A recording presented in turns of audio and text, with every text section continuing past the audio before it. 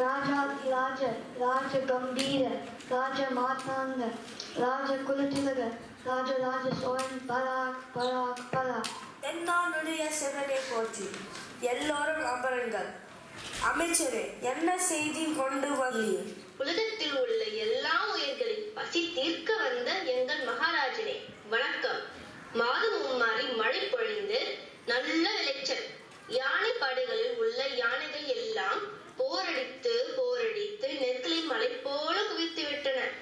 உமது நாட்டின் தலைநகரமாம் தஞ்சையை தென்னகத்தின் நெற்களஞ்சியம் என்று கூறுவதில் ஆச்சரியம் இல்லை. மிக்க மகிழ்ச்சி. நம் விவசாயிகளின் தொழில்நுட்பம் உலகமே போற்ற தகுந்தது. அதற்கு மேலே தண்ணீருக்கும் பஞ்சமே இல்லை. என் பாட்டன் முப்பாட்டன் கரிகால சோழன் கட்டிய கல்லணை இருக்கிறது. அதுக்கு மேல வேறென்ன வேண்டும்? உலகக்கே உணவளிப்போம். நல்லது மன்னா. தாய்லாந்து, பர்மா, இந்தோனேஷியா, மலேசியா ஆகிய நாடுகளுக்கு நாம் அனுப்பி வைத்த உணவு பண்டங்கள் எல்லாம் போய் சேர்ந்து விட்டன. எல்லோரும் மகிழ்ச்சியாக வாழ்கின்றனர். நல்ல செய்தி. அப்படியே நமது உழவர்களின் தொழில்நுட்பத்தை எல்லா நாடுகளுக்கும் கொண்டு போய் சேர்த்துவிட வேண்டும். எல்லோரும் அதை பயன்படுத்தி உணவு உற்பத்தியை பெருகட்டும், மகிழ்ச்சியாக வாழட்டும். அப்படியே ஆகட்டும் மன்னா. சோழ பரம்பரையில் வந்த கரிகால சோழன் கட்டிய கல்லணை 1000 ஆண்டுகள் நிலைத்து நின்று விட்டது. அது இன்னும் பல 1000 ஆண்டுகள் அவர் புகழ் பேசி கொண்டே இருக்கும். அதே போல் நாம் ஒரு அதிசயம் உருவாக்க வேண்டும். அந்த அதிசயம் பல 1000 ஆண்டுகள் ஆனாலும் என் புகழ் பாடி கொண்டு இருக்க வேண்டும். அப்படி என்ன செய்யலாம் என யோசனை செய்யுங்கள். புதிய யோசனை ஒன்றும் தேவை இல்லை மன்னா. தென்னாடுடைய சிவனுக்கு ஒரு கோவில் கட்டி விடலாம்.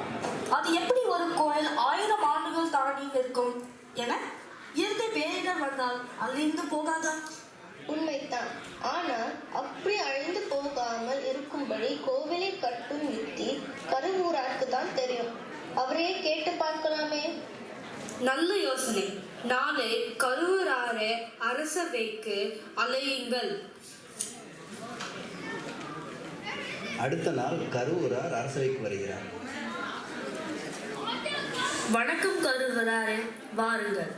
நான் வணங்கும் தெய்வம் சிவபெருமானுக்கு 1000 ஆண்டுகள் நிலைக்கக்கூடிய கோவில் ஒன்றை கட்ட வேண்டும். அது நீங்கள் தான் கட்டி தர வேண்டும். ஆமாம், கையில் என்ன பொம்மை? நேற்று ஒரு சிவபக்தரின் கனவில் வந்து இந்த பொம்மையை அரசருக்கு பரிசளிக்க சொன்னார்.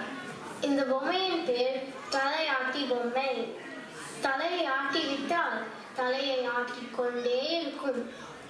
பார்க்க மிகவும் அழகாக இருக்கும். இதில் என்ன அதிசயம் என்றால் இதை கீழே படுக்க வைக்கவே முடியாது. எப்போதும் நின்று கொண்டே இருக்கும். சரி, அது போகட்டும். 1000 ஆண்டுகள் நிலைத்து நிற்கக்கூடிய கோயில் எப்படி கட்டுவது மற்றும் புயலில் சிக்கி விழுந்து விடாதா? அதை எப்படி காப்பாற்றுவது? சிவனுக்கு கோயில் கட்டுவது என்றால் எனக்கு மற்றற்ற மகிழ்ச்சி. எந்த காலத்திலும் இல்லாமல் இருக்க வேண்டும் என்றால் இந்த பொம்மையை போன்றுதான் கட்ட வேண்டும். ஆஹா, அருமையான யோசனை. நமது கோவிலுக்கு என்ன என்ன சிறப்பு அம்சங்கள் வேண்டும் என்பதை குறித்து கொள்ளுங்கள். கட்டிடக்கலை நிபுணர்களுடன் ஆலோசித்து வடிவமைப்பு செய்ய சொல்லுங்கள்.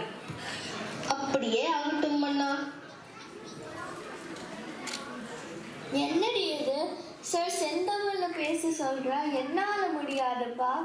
சார் போன வருஷம் சிலப்பதிகார நாடகம் போட்டாராம். அது ஆடியன்ஸ் கிட்ட ரொம்ப ஹிட் ஆயிடுச்சு. அதே மாதிரி இந்த வருஷமும் ட்ரை பண்றாராம். ஆக்ட் 1 ரெக்கார்டிங் பேசுறதுக்குள்ள மொழி பிதுங்கி போச்சு. ஆக்ட் 2ல இருந்து சாதா தமிழ்ல பேசலாம் சார். செந்தமிழ் வேண்டாம் சார். சரிம்மா, அப்படியே பண்ணிடுவோம்.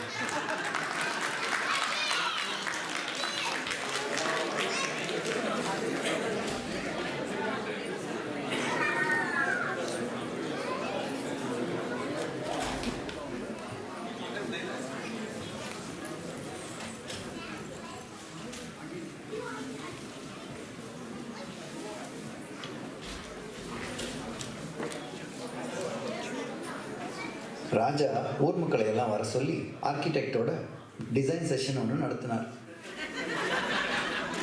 கோயில் டிசைன் பண்ணணும் கூப்பிட்டு டான்ஸ் எல்லாம் பலமா இருக்கே.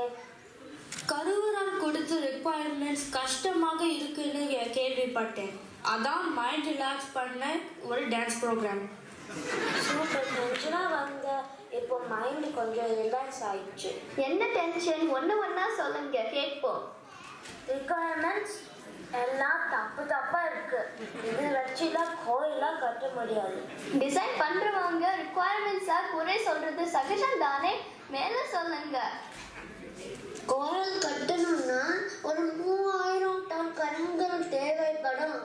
ஆனா தஞ்சையை சுத்தி ஒரு மலை கூடு கிடையாது. எங்கே இருந்த கல்லை கொண்டு வரது? ஒரு 70 மைல் தள்ளி போனா நாட்டார் மலைன்னு ஒண்ணு இருக்கு. அது பக்கத்துல கட்டுனா கொஞ்சம் சீக்கிரமா வேலையை முடிக்கலாம். தஞ்சாவூர் தலைநகரை வச்சுட்டு 70 மைல் தாண்டி போய் கோவில் கட்டினா நல்லாவா இருக்கும்? நம்ம தஞ்சாவூர்ல தான் கட்டணும். ஷிப்பிங் அண்ட் ஹேண்ட்லிங்ல ரொம்ப செலவாகுது. ஊர்க்காரங்கள் நாங்கள் எல்லாம் சேர்ந்து அந்த பொறுப்பை எடுத்துக்கிறோம். யானை, குதிரை, கழி இதெல்லாம் வச்சு ஒன்றா எடுத்து வந்து சேர்த்துடுறோம்.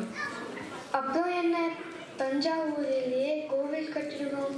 அவ்வளோதான், ப்ராப்ளம் சால்வ். தமிழ் எழுத்துக்களை குறிக்கும்படி கோயில் கட்டணுங்கிறது நல்ல ஐடியா தான். உயிர் எழுத்துக்கள் 12, அதே போல சிவலிங்கம் 12 அடி, மெய் எழுத்துக்கள் 18, அதே மாதிரி பீடம் 18 அடி, 216 உயர்மெய் எழுத்துக்கள், அதே போல 216 அடி கோயில் உயரம். கேட்க நல்லா தான் இருக்கு. கோயில் கட்டுனதுக்கு அப்புறம் 12 அடி சிவனை எப்படி வாசல் வழியா எடுத்துட்டு போறது?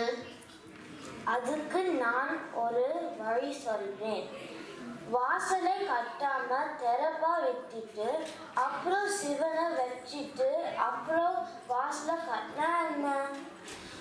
அதெல்லாம் சரிப்பட்டு வராது. முதல்ல சிவனை வச்சுட்டு அப்புறம் தான் கோயில் கட்ட போறோம். அது பெரிய வேலை தான். ஆனால் அதை விட வேற வழி இல்லை. நல்ல ஐடியா. லிங்கத்துக்கு ஒரு ஆபத்தும் வராம மண்ணை வச்சு டைட்டா பேக் பண்ணி பத்திரமா நாங்களே பார்த்துக்கிறோம். அடுத்து என்ன சிக்கல்னு சொல்லுங்க. 13 அடுக்கு கட்டணுமா? ஆனா ரூஃபையே போடக்கூடாது. 13 அடுக்கு ஒரே ரூஃப், அது எப்படி கட்டுறது? இதே மாதிரிதான் இந்தோனேஷியாவில் ஜாவா என்ற ஊரில் 200 கோயில் கட்டினாங்க. போன வாட்டி வந்து பூகம்பத்துல 1-2 விழுந்துச்சு. நான் சொல்றேன், 13 அடுக்கு 13 ரூஃப் அப்படியே சாலத்துக்கு நிற்கும். இந்த கோயிலோட சிறப்பே அதுதான். 13 மாடிக்கும் தனி ரூஃப்லாம் கிடையாது. 13 மாடிக்கும் ஒரே ரூஃப் தான். அதுவும் மேல உள்ளது ஒண்ணுதான். 13 அடுக்குக்கும் லாக்கிங் மெக்கானிசம்ல லெகோ பிளாக்ஸ் மாதிரி வச்சு கட்டிட்டு மேல ஒரு பெரிய கல் வச்சோம்னா காலத்துக்கும் நிற்கும். பெரிய கல்லா? எவ்வளோ பெருசு? ஒரு 80 டன் இருந்தா சரியா இருக்கும். கீழே உள்ள கல்லுலேருந்து மேல உள்ள கல் வரைக்கும் அப்படியே லாக் ஆயிடும். 80 டன்னா? என்னது 80 டன்னா? பிரமிட் கட்டுறதுக்கு கூட ஒரு கல்லு 3 டன்னு தான். உச்சியில வச்ச கல்லு தான் ரொம்ப பெருசு. அதுவே 15 டன்னு தான். நீங்க கேக்குறது அதை விட 5 மடங்கு பெருசு. நகர்த்த கூட முடியாது. ஏன் முடியாது? போன சண்டை போட்டு எல்லா யானையும் இப்ப வயக்காடு நெல்ல போர் அடிச்சு கிடக்குதாம். இந்த மாதிரி வெயிட் தூக்கணும்னா அது அல்வா சாப்பிட்ற மாதிரியே. 80 டன்னா ஒரு 10 யானை இருந்தா போதும். அப்படியே நகர்த்திட்டு வந்துடலாம். சரி, அந்த கல்லை மேலே எப்படி கொண்டு போறது? அப்ஹில் பேட்டர்னா என்னன்னு தெரியுமா? சிவன் கோயில் 1000-2000 வருஷம் நிற்கணும்னா சிரமம் பட்டு தான் ஆகணும். ஸ்லோப் கட்டி தான் ஆகணும். 200 அடி கோயில் மேல இருந்து சாரம் கட்டணும்னா ஒரு 7 கிலோமீட்டர் ஆது வேணும். சாரப்பள்ளம்ல இருந்து தஞ்சாவூருக்கு சாரம் போட வேண்டி இருக்கும். 20 யானைகளை வச்சு 80 டன் கல்ல நகர்த்துற மாதிரி சாரம் போடணும்னா அதுக்கே 1 வருஷம் ஆகும்னா பாருங்க. எந்த வேலையும் முன்னாடியே ஆரம்பிச்சிடுங்க. 5 வருஷத்துல கோயில் கட்டி முடிச்சிடலாம். ஆஹா, சொல்யூஷன் டிசைன் தயாராயிடுச்சு. இனிமேல் வேலையை ஆரம்பிக்கலாம்.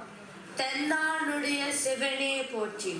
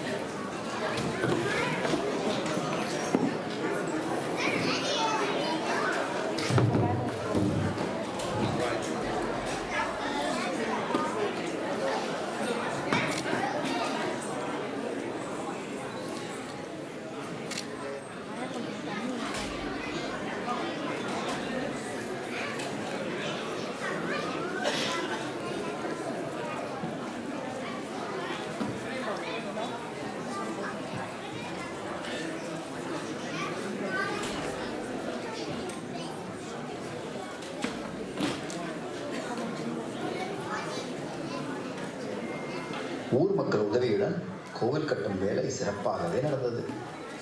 வெயில்ல வேலை செய்றீங்களே, உங்களுக்கு குளிர்ச்சியா மோர் இருக்கு வேணுமா? மோரா கொடுங்க பாட்டி. இந்தா குடி. ஐயா, வெயில்ல நிக்கிறீங்களே, மோர் தட்டுமா? எத்தனை வருஷமா வேலை செய்ய எல்லாருக்கும் தண்ணீரும் மோரும் கொண்டு வந்து கொடுத்து உங்க உதவியை நான் எப்படி பாராட்டுறது? ஒன்று செய்யலாம். உங்க பேரை உச்சியில வைக்கிற கல்லு மேல செதுக்க சொல்ல போகிறேன். ரொம்ப நல்லதுங்க ஐயா. உங்க பேரும் புகழும் காலத்துக்கும் நிலைச்சு நிற்கட்டும். கோயில் உச்சியில வைக்க வேண்டிய கல்லு இன்னைக்கு வந்து சேர்ந்திடும். கண்டிப்பா பாருங்க.